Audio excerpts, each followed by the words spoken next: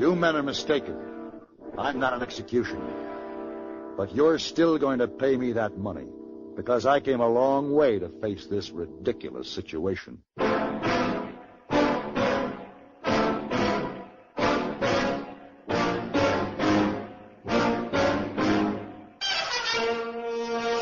Have Gun, Will Travel. Starring Mr. John Dehner as Paladin. San Francisco, 1875. The Carlton Hotel, headquarters of the man called Paladin.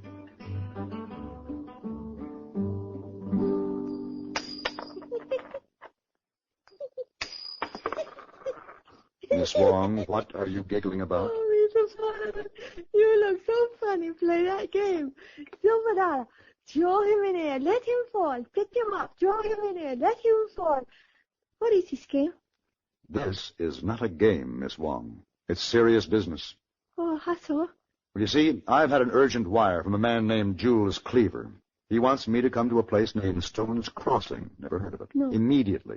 Oh, Mr. Paladin, why are you afraid to throw away your time playing games when you have urgent business? Miss Wong, it wasn't a game.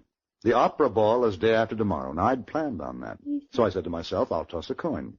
Heads, I'll take the job. Tails, I'll go to the ball. So? It came up heads. Yes. I take the job. But then I said, no. 3 out of 5. Heads. Heads. 4 out of 7. Heads. Heads. 5 out of 9. Heads. Heads. So it looks like I better take the job. Miss Wong. Oh, Mr. Paladin, play that game some more. It's much fun to watch.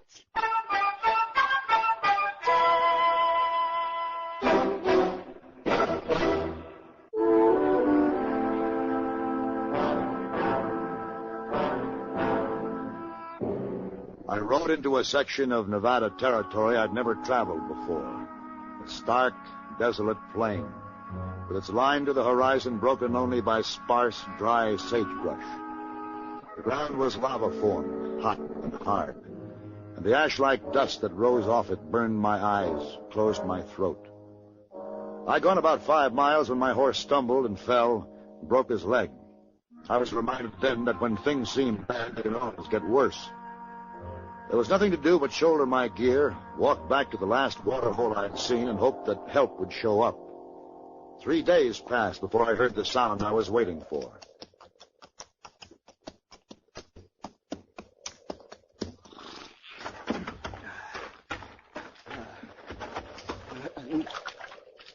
You better go a little easy on that water there. I'll hold it, friend. There's no need to reach for that gun. Doesn't look to me as if you could lift it, let alone aim it straight. You shouldn't sneak up on a man like that. You better let me take a look at that wound. It's no use, mister. All right, let me just take a look at it.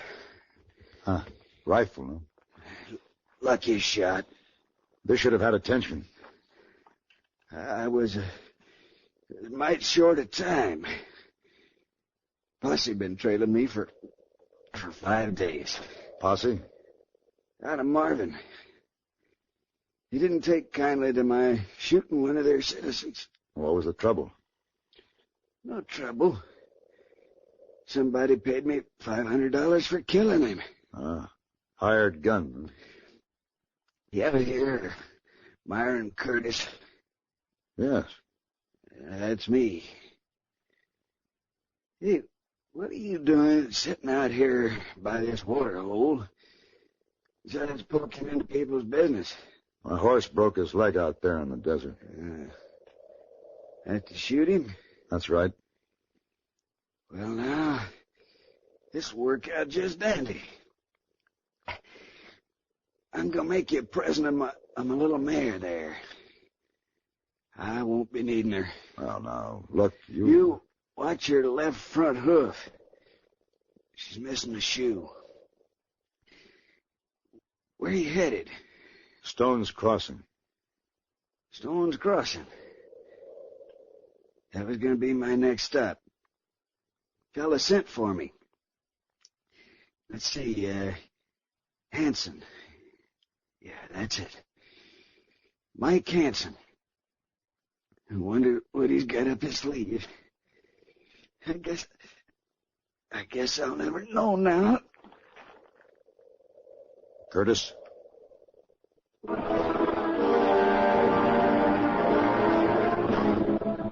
I buried Myron Curtis, then mounted his mare and started once more for Stone's Crossing and my appointment with Jules Cleaver.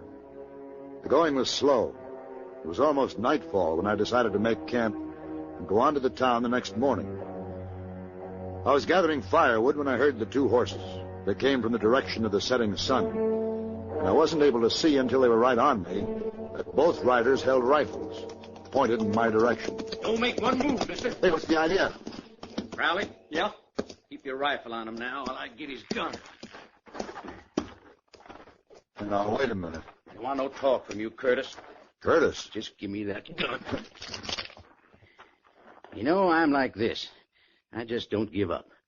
The others, they turn back, but not me. I knew I'd find you. Would it do any good for me to tell you that I am not Curtis? Not a lick. Did you ever see Curtis? Nope. We joined up when the posse organized back there in Marvin. All I had to know is that we was after a killer. Well, what makes you think that I'm that killer? Now, let me tell you something. Ed Wills don't bow to nobody, Indian or white, when it comes to tracking a man. Tell him, Crowley. That's right. Ain't nobody better than Ed. I followed your trail for too many miles out of Marvin not to recognize them tracks when we crossed them again back there. Your barefoot horse put the noose around your neck, Curtis. Now, Crowley, get down here and get his hands tied behind his back. We're going to take him back to Marvin, Ed? Yeah. But he'll be slung over that mare on his belly when he goes. We're going to hang him first.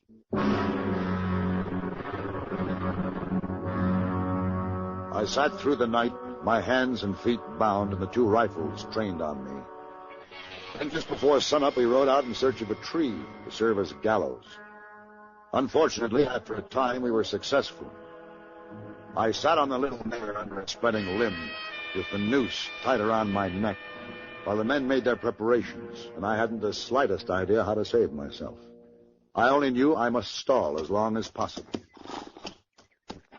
Hey, Ed, this is awful close to Stone's Crossing. There's some people don't take to this, you know. Yeah, this is the first stand of trees we come to. I know, but there's some people's awful finicky about hangings. Yeah, it won't take long now. As soon as I get this rope over. There. There now.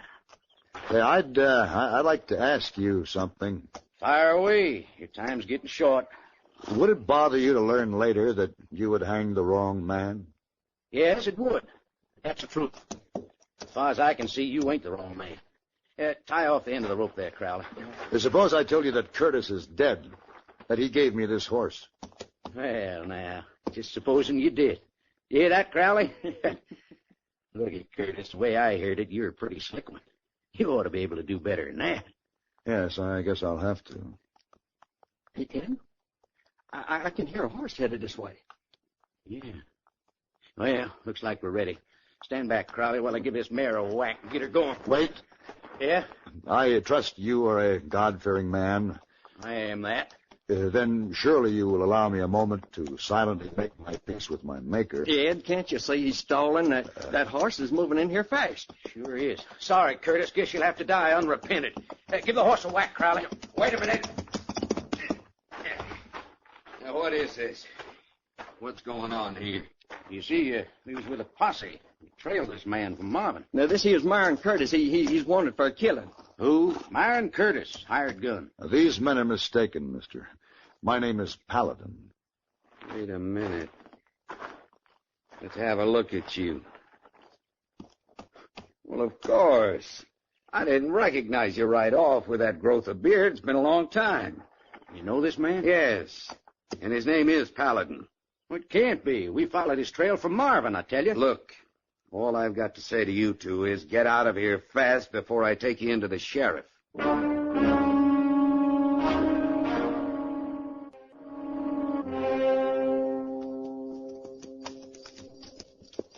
Well, I'm a little confused. Because, of course, you've never seen me before in your life. But I'm mighty thankful. Just glad I happened along when I did, Curtis. Paladin. Oh, you can drop that now. It's all right. I know you're Curtis. Oh, you do? Sure, you have to be. I was wondering when you were going to show up. Yes? I'm Mike Hansen. I begun to think maybe you hadn't received my message. But I can see that you ran into a little trouble getting here. I certainly did. I have to turn off at the fork up here. I guess you want to get on into town. But maybe this is as good a time as any to bring up my proposition. Yeah, I suppose it is. When I heard about you, Curtis, I knew you were the man to do this job for me. That's why I sent for you. And the job? Well, a man like you, no need to beat about the bush. Curtis, Stone's Crossing is a pretty big town, and it's going to get bigger. But it's never going to be big enough to hold me and a man named Jules Cleaver. Jules Cleaver.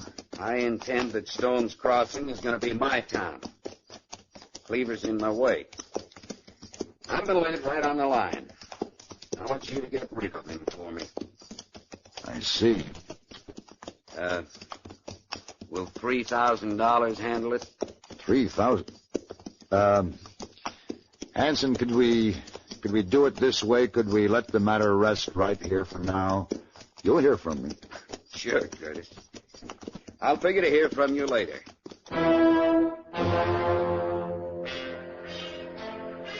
I was grateful to Mike Hansen for saving my life, but I figured the explanations I owed him would have to wait. After all, Jules Cleaver was my client. I traveled a long way to keep this assignment. I checked into the hotel at Stone's Crossing and called at Cleaver's home that afternoon. Mr. Cleaver? Yes?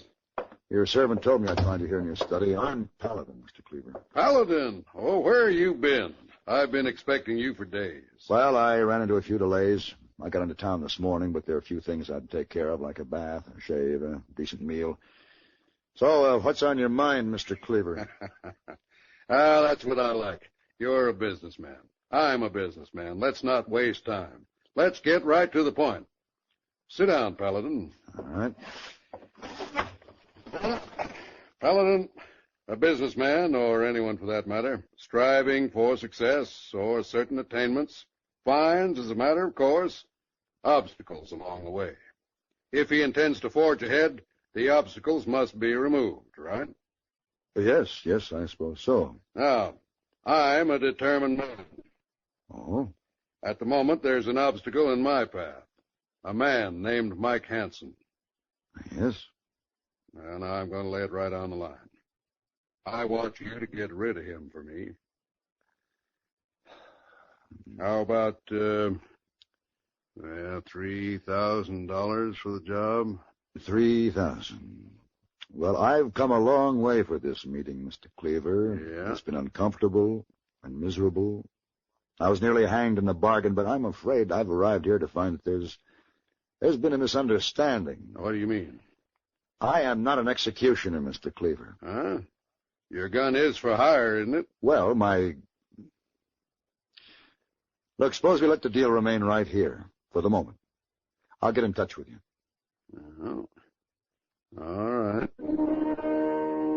I had been surprised to find Stone's Crossing a prosperous town than it was. Then, as I rode back to my hotel, I took note of the fact that all the places of business seemed to be owned and controlled by either M. Hansen or J.J. Cleaver. It appeared that I was involved with the two leading citizens. That afternoon, I gave the matter careful consideration. Then I sent messages to the two gentlemen. Oh, hello, Hansen. Come in. I got your message. You're right on time. You want a drink? Oh, no, thanks. I don't have much time. Well, did you decide to accept my offer, Curtis? Hansen, I am not Myron Curtis. He is dead. Dead? Yes. And my name is Paladin. Well, excuse me. Hello, Cleaver. Cleaver, Hansen. Paladin, what's the meaning of this? What's going on here? Now, you'll find out, both of you. Sit down. I still want to know. And be quiet. Gentlemen, I asked you to meet with me here in my hotel because I feel that we're involved in a situation that requires further discussion.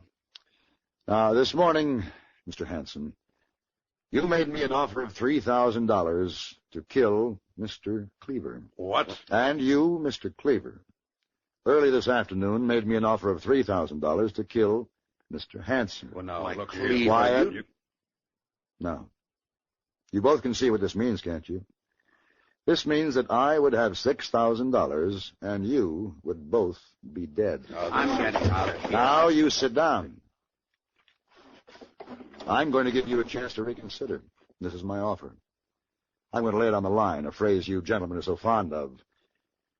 You will each pay me $3,000, and I will see that you both stay alive. Nothing but a cheap gunslinger, Paladin. And you're going to pay me that money, too, because I came a long ways to face this ridiculous situation, and I brought you together here today so you could learn just how stupid you are. Now, I am not a killer, but you, Cleaver, didn't know that when you hired me for this job. You thought you'd bought yourself an executioner. Well, then how come and the man you hired, Hanson, never managed to make it this far. He died before you could make a deal with him. So, through circumstance, you gentlemen have another chance. Paladin. There's room in Stone's Crossing for both of you. May I suggest that you try to share the town in peace? Each of you, in attempting to destroy the other, just might find yourself destroyed. Now, gentlemen, shall we have a drink?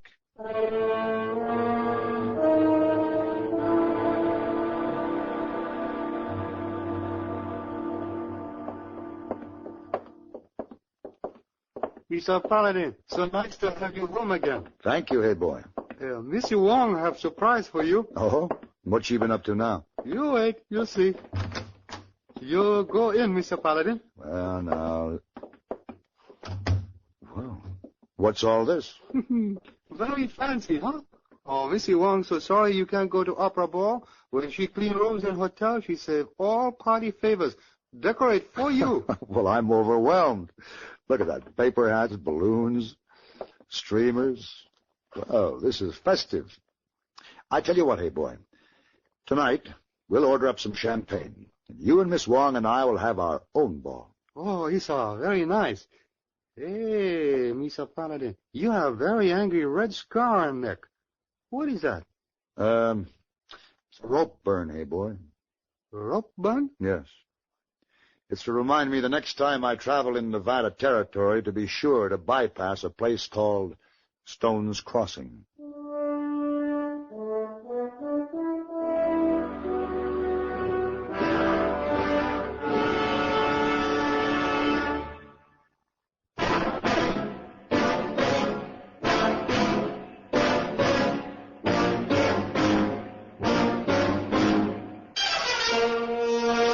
Have Gun, Will Travel. Created by Herb Meadow and Sam Rolfe, is produced and directed in Hollywood by Frank Paris, and stars John Dehner as Paladin, with Ben Wright as Hey Boy and Virginia Gregg as Miss Wong.